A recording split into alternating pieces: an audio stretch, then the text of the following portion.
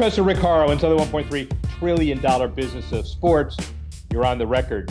We're going to talk about a person in his current post, but we're also going to talk about a magnificent, unbelievable, unprecedented community that I was lucky enough to spend much of my 32 years early on with MAPS. It's Oklahoma City we're talking about. In December 1993, they passed a vote. They had no idea what the significance would be.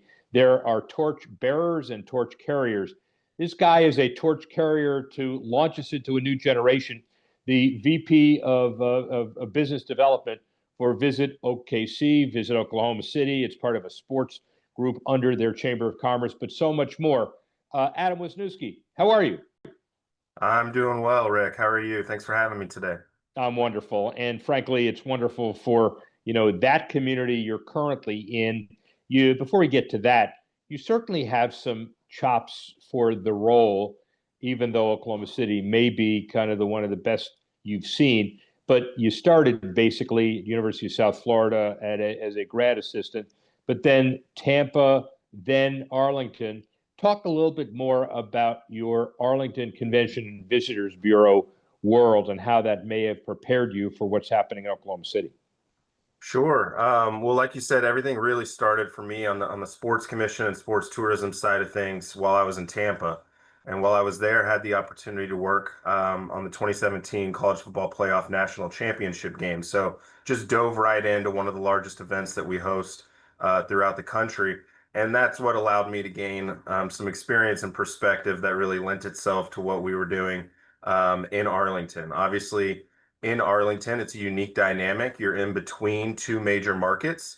You have the venues to host the biggest and baddest sporting events in the world, but you might not have some of the infrastructure and hotel support that you need for some of those things. So there's a lot of teamwork that's involved in working with your neighboring communities. But you also get immediate exposure to the biggest and largest sporting events and brands that exist in our industry. And so when the opportunity came to shift and move to Oklahoma City, that was really exciting for me. And I think that was a part of what got me here. Was they knew that, and we know now, Oklahoma City's on a very, very fast, positive trajectory. And it's not going to be too much longer before all of those same groups that I was working with in Arlington are now in play for us to be working with here in OKC. We intend to be a major power player when it comes to sports tourism. When you talk about Oklahoma City and you realize that there are a number of different roles, we'll get into that in a minute, but sports commissions, sports advisory boards, economic development organizations with sports groups as part of their world, they go the gamut. Some you implement the bonds and build the facilities. Some you attract the events. Some your civic cheerleaders and others do it. Describe kind of generally the industry, since you've been involved in all of it, for people that quite don't really know it, and the fact that it's all over the lot. Sure. Yeah, I mean, it varies from community to community, like you were saying. There's a lot of different structures, and I'd say that there isn't necessarily one overly predominant version of how a sports commission can exist. At the end of the day, tourism is powering every single community in the country. It's bringing people, whether it's through sports, whether it's through meetings, whether it's through leisure. Tourism is a very, very powerful economic engine, and most destinations, definitely all the major destinations, have a sports component to that. Here in Oklahoma City, we are underneath the umbrella of Visit OKC. So the sports division, tourism division, is not a standalone sports commission like it is in a lot of other destinations. And then Visit OKC, very uniquely, is underneath the Chamber of Commerce. So that provides a lot of benefits. So when you talk about the development piece of it, it's awfully convenient that we have the Chamber of Commerce, which has been around here in Oklahoma City for well over 100 years. And so that allows me to really focus on recruiting and retaining events. So our main mission is to go out, find sporting events that are looking for a home, that bounce around all over a region or all over the country, and how do we bring them to Oklahoma City and use them as an economic driver to bring in so much outside spending from visitors to help really raise the hotel tax and really keep the snowball growing year over year over year. Very, very well put, because that's kind of the core mandate. Because every person in Adam Wisniewski's spot all over the country wants to grow tourism. Heads in beds is a good way to describe it. Yep. Making sure you maximize tourist taxes by bringing sports in. Do you think the country and people are aware enough that sports is really big business? There are pockets like Indianapolis and clearly Oklahoma City, but generally, sports people read box scores. They don't, think about it as a balance sheet analysis, but we all do. Yeah, I think it might be underestimated until it's in your backyard, and Yeah. then you realize how many people are touched by it. We just recently went through the process of a public vote to build a new arena for our NBA team, the Thunder. And as part of that process, you're getting all these testimonials from people with downtown businesses. It could be a hotel, it could be a restaurant, it could be a museum or an attraction, and you realize just how much even just having a tenant team means for these businesses, and the spike that they see on home games or the spike that they see when the team makes the playoff. And then when you talk about these traveling events, I think a lot of people, fill out their bracket for March Madness and they don't think about how the Final Four got to be in New Orleans or San Antonio, or the women's Final Four in Tampa. Like, I don't think they connect the dots or ask themselves, well, why is it here? But when you're living in that city and you feel the power of thousands of people bringing their wallets into your community and ultimately contributing tax dollars that affect your way of living locally, then I think you start to take notice. Yeah, clearly. And you need facilities before you can get events. And you talked about a ballot issue. Well, so this is MAPS. This is the initial program that Mayor Norick 32 years ago and I had a hand in recommending to the city commission. And one of the things that is, and I'm quoting for the recommendation, the 9 facility plan is well within the economic and fiscal capability of this region. It's up to the region to determine if they want to take advantage of it. 2 months later, this MAPS plan passed. And it's not just an infomercial, because we all understand what MAPS is meaning. Do you think people today in Oklahoma City understand that MAPS plan not only is very unique, but has the brand recognition of Kleenex or Band-Aid or some of those other things in Oklahoma City that nobody else has in the country? I do. I think locally, when people hear the term maps, they automatically know what it is and they associate it very positively. But I think a big piece of that is that not only has it contributed to some of the biggest projects that we have in Oklahoma City, whether that's sports facilities or it's our canal, the Paycom Center where the Thunder play, the new arena, our ballpark for minor league baseball. I mean, there's all of these sports uses for the funds, which is great. But it's also built animal shelters, senior wellness Yeah. centers. It's contributed to our schools. It's contributed to our transportation. And so I think the big key is that there was a balance between how do you improve your perception and your capabilities as a destination nationally and internationally, but how can you do that at the same time as improving quality of life for the people that are living here now, because they're contributing to it as much as visitors are. So I do think that people associate it. It's not as scary when it's time to vote as it was that very first time, Yeah, that's right. quite so much anymore. But I think it's really exciting what we've built here in Oklahoma City. We certainly know it's one of a kind, and we don't take it for granted. And so it's the back end of the pandemic, at least halfway through. It's September 21, and you're looking at, you've got the chops. You're a grizzled veteran in the public sports tourism industry. You could have gone anywhere. Why Oklahoma City then? Oh, it's a great question. Number one, I went to school at Oklahoma State. And so for 4 years before I went to grad school in Tampa. And to me, there has just always been a sense of community and just a sense of values throughout my time in the state of Oklahoma that I have always yearned to come back and surround myself with. And certainly while I was going through the interview process, there was some extreme validation of some of those feelings that I had. What we have here in Oklahoma in terms of our community and our citizens is very, very unique. Again, that's why you see some of these success stories of us passing votes to improve our own quality of life and bring in new facilities. It's because we believe in each other. We support each other, and that sense of community really, really means a lot here. It's why when you turn on, a Thunder game, everybody's wearing the shirt, right? That's the slogan, wear the shirt. Or whenever you come to a Thunder game, you realize that we're the only professional team that begins right before the game by doing a group invocation, a group prayer for an entire arena of people. That's just the fabric of what it means to be from Oklahoma and Oklahoma City. That's exciting to me. And I know that there is going to be immense potential for us to bring in major sporting events that are going to put us on a national and international stage. And we'll talk about some of those major sporting events as well, obviously, and you've had a significant hand in them.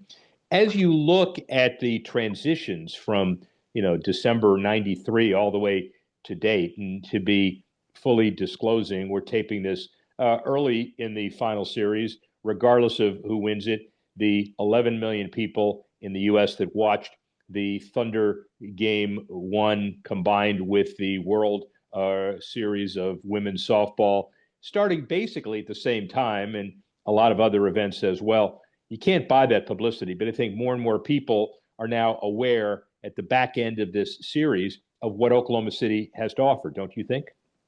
Sure hope so.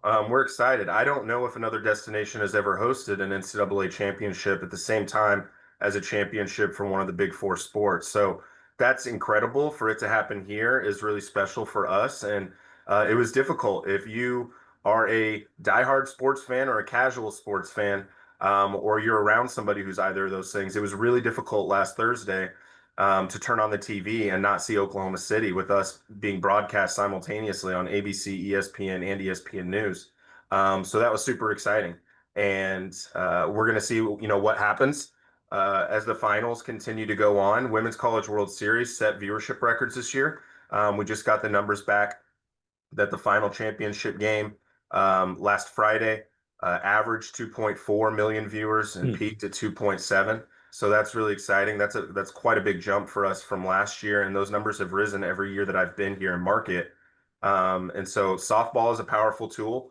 It's proof in the pudding that there is power in women's sports, and the NBA Finals is as big of a stage internationally as you can get.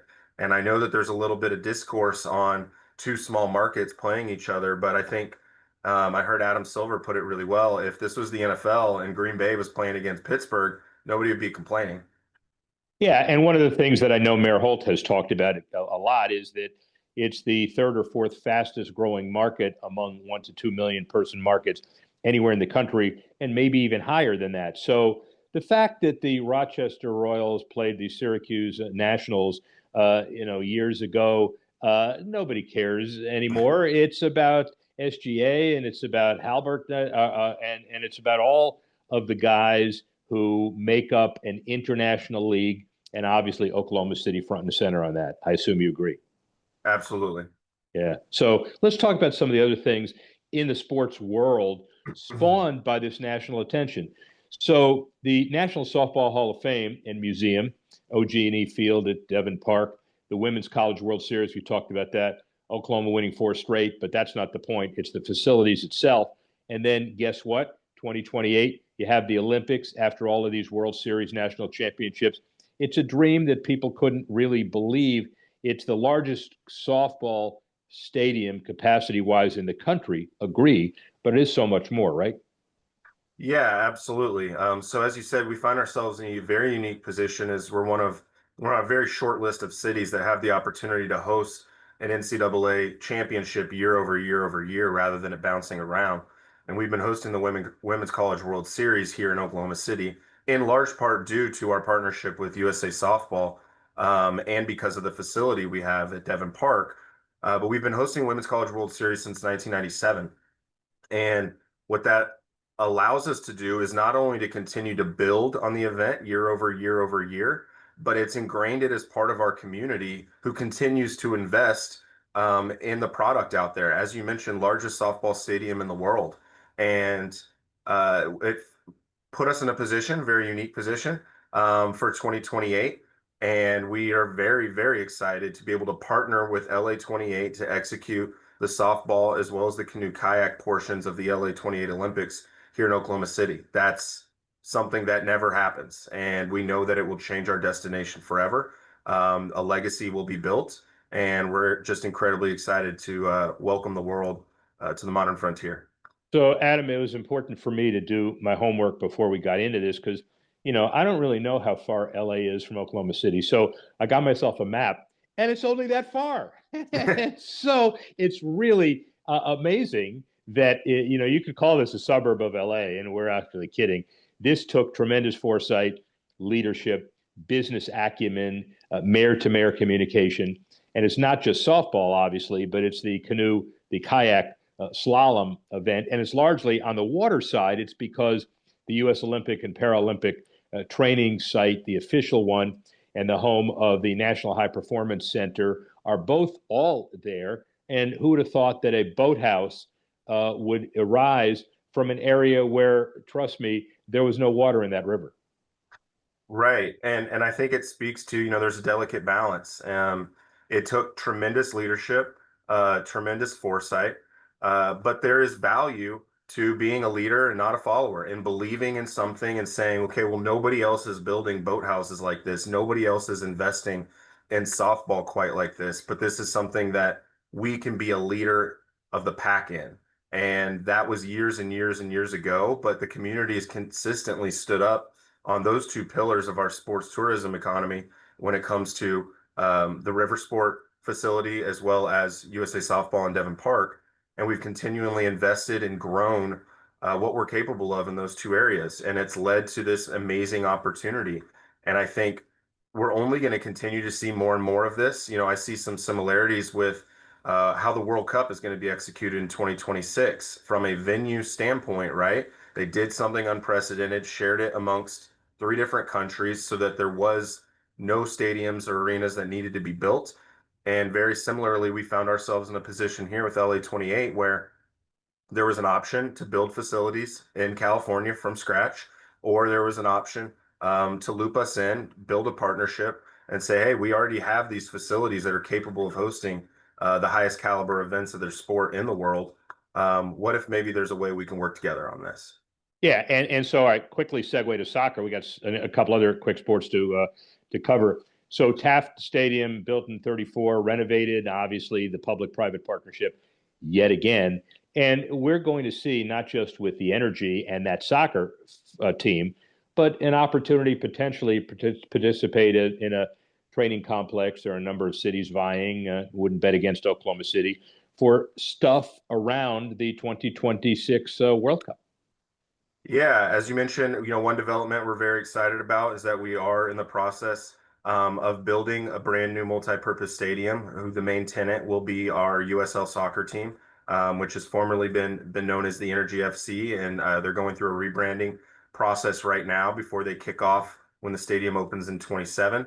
But as you mentioned, speaking just to the destination and where we've come, we have been able to get included on the list of cities that are being looked at for World Cup base camps, meaning basically the teams competing in the World Cup, which is now an expanded field for the first time, are all looking for cities where they can kind of put their roots down and say, this is our headquarters for practicing. And then they'll charter flights out to their games and come right back home where they have their own private practice facility, their own hotel that they're not leaving. And because, again, of location, it puts us in a very unique spot given most of the destinations that are a part of this portfolio that are going to be chosen from are really coastal cities. And then you see Oklahoma City in the middle there. Well, we know games are being played in Kansas City. We know games are being played in Arlington and in Houston and in Atlanta. And here's Oklahoma City, a very, very short charter flight from those destinations. And what makes it really interesting, Rick, is we just talked about how unique it was to host the NBA Finals and the Women's College World Series at the same time here, like what we're doing right now. Well, it's conceivable. There's a world in which the Thunder are back in the NBA Finals next June. The Women's College World Series is still here. They're on a long-term contract. And maybe we're hosting an international team that's playing in the FIFA World Cup. So having FIFA, NCAA, and NBA all at the same time at the beginning of June in Oklahoma City is just a story you can't write any better. And then going back, 2 years later, we have Olympics where the canoe slalom an event every day with the softball every day. So we don't have enough time to cover all of this, but clearly you're excited about your position. We can talk about the Comets and the Bricktown Ballpark, built in '98. That's good. A lot of other facilities. One final set. We remiss if we didn't talk about the athletic facilities, Fields and Futures. Great program. Just started the sports debate issues that I'm personally involved in Tulsa, bringing an event to Oklahoma City. Sports and debate are actively intertwined. Fields and have been developed key to graduation rates for high schools and more participation. The debate piece is the same thing. So you're committed to a legacy that doesn't just include facilities, but it includes educating our youth as well. Correct. I think, anybody who's been around this industry and come up through it like you and I have, as well as a lot of your listeners, know the value that sports brings in the development of our kids, right? It brings incredible values.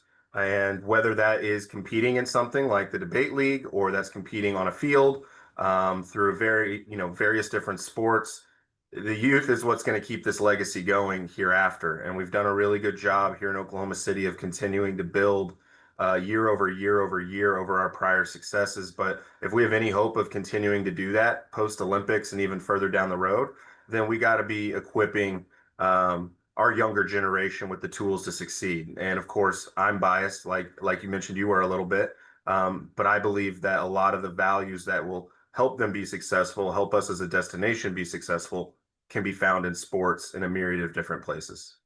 All right, so here's my final kind of set of quick questions. I remember being, weaned on Ron Norick's vision 32 years ago. David Holt, the current mayor, put up yard signs for our first MAPS plan. The generations are so transcendental. Why, and I think I know, but I need to hear from you. Why is Oklahoma City so damn unique? It's a great question. Well, number one, I think we're unique in so many different ways. I answered this earlier, but I think it does come back to the people. And it comes back to the culture that has been built because of it. Here in Oklahoma City, and I've worked in sports tourism and other destinations, and of course, I'm keeping an eye on the pulse of what's happening in a lot of other major cities. And Rick, you can speak to this. What we have in OKC, we say Team OKC or One OKC, but really there is a core group of leadership and community leaders that are not looking to get their own edge on one another. It's all about how can we advance this community. And I know that in theory, that's what every city is doing. And that's what every city hopes to do. But here, I have never seen, the city office, as well as leaders of our teams, as well as those that are involved specifically with our facilities, as well as those that are involved culturally with our art scene, all of these different things, our culinary scene, we're all on the same page.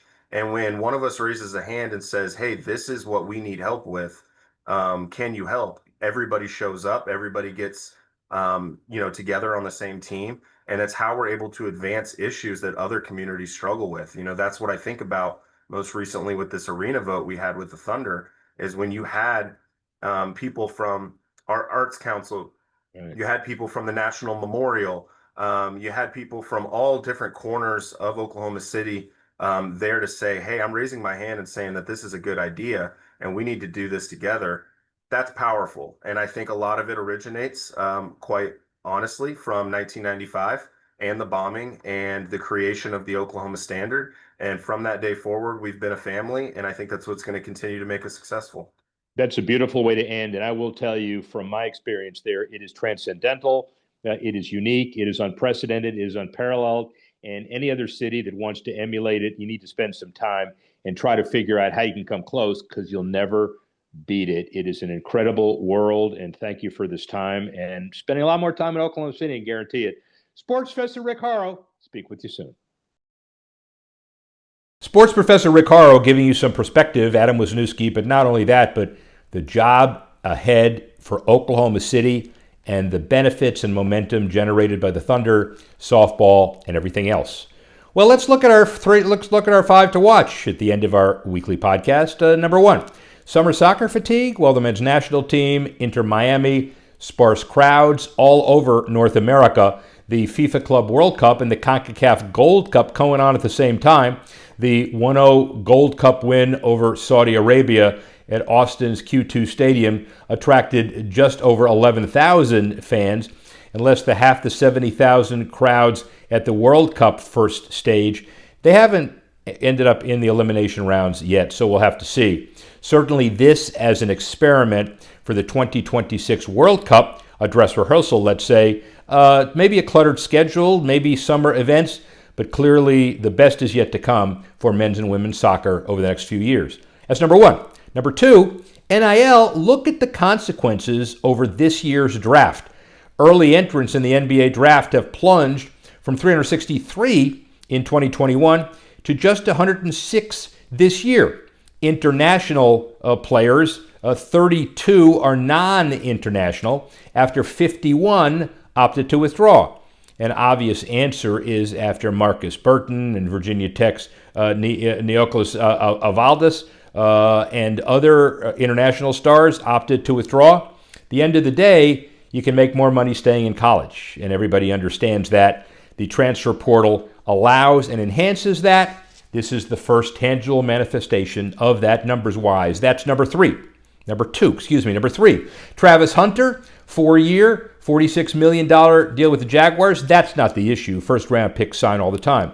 The issue is that it's the first overall pick receiving his entire signing bonus immediately, according to his agents, which we may discount, but looks like it's probable. It's starting a whole new world for the value yet again. It's not the same Sam Bradford value before the collective bargaining agreement, but to be sure, as everybody says, the important number is the guarantee, especially with unproven rookies, and Travis Hunter seems like he's on his way. That's number three. Number four, shift to golf. Well, Keegan Bradley, the Ryder Cup captain, yeah, he ought to pick himself, and he better. $20 million prize pool. It's the last signature event of this year, and it just shows what the signature events create. The haves and the have-nots. $3.6 million winner's check at the Travelers at TPC River Highlands in Connecticut. Keegan Bradley, right on Ryder Cup pace. Tommy Fleetwood, horrific meltdown. You got to feel sorry for him. But every one of the top 11 finishers took home at least $500,000, obviously pointing out how important the signature events are in the past and in the future. That's number four. And then number five, IndyCar for all Sunday primetime races after a successful debut at Worldwide Technology Raceway. A lot of the time with Fox is already dominated and committed, especially with baseball. But St. Louis's largest Indy car crowd since 2019 evidences fan appetite for Sunday night short track racing. Fox may try to accommodate IndyCar, very important in years ahead. So we've got to watch that as well. We got a lot to watch. Thank Adam Wisniewski for lending his expertise and his vision from Oklahoma City and his perch, ready for the 2028 Olympics. Thanks to Kali Kazar for helping us put the show together. And as always, thank you all for listening and watching the $1.3 trillion business of sports. Join us once again next week when we go inside that business. I'm the sports professor, Rick Horrow. Speak with you soon.